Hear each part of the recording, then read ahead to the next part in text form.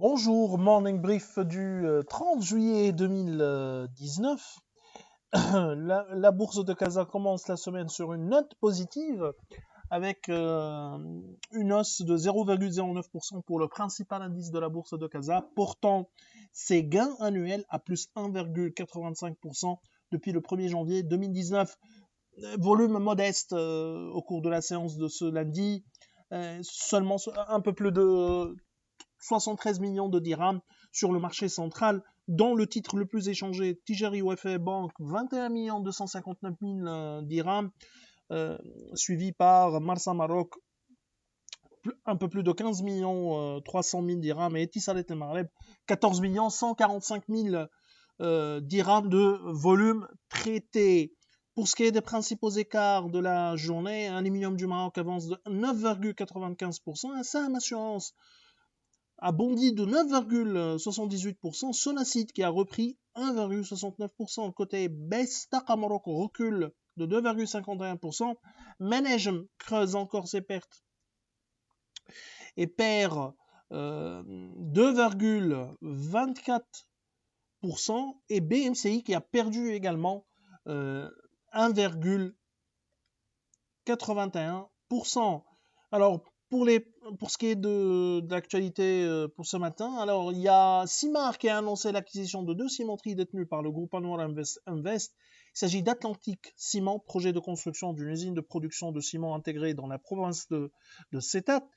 Et Sim Sud, projet d'unité de broyage à la Réunion avec une capacité de 500 000 tonnes.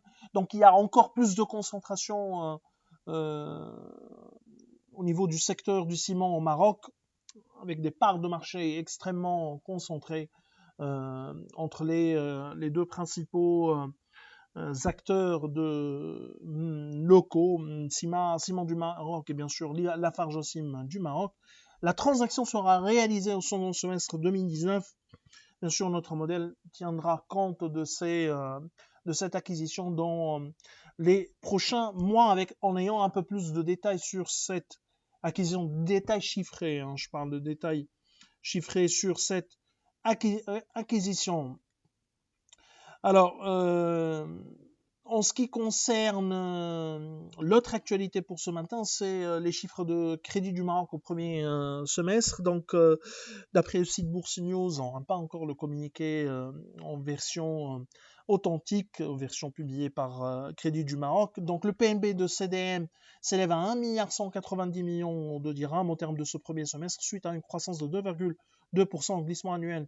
Une performance portée par les principales divisions ou contributrices, notamment aux revenus nets, notamment les activités de marché, plus 6,6%. Le résultat net part du groupe avance de 14,1% à un peu plus de 300 millions de dirhams, profitant de la baisse du coût du risque à seulement 143 millions de dirhams.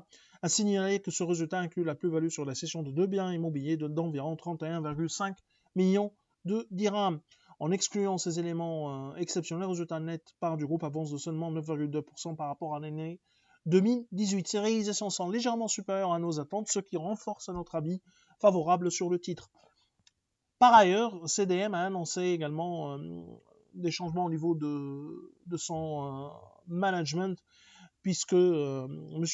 Valverde, l'ancien président du directoire de CDM, part à la retraite après 6 ans à la tête de la banque et 40 ans au sein du groupe Crédit Agricole, qui est remplacé par M. Bernard Musley. Nous vous remercions pour votre attention pour ce matin et on vous souhaite une bonne journée. Au revoir, à demain.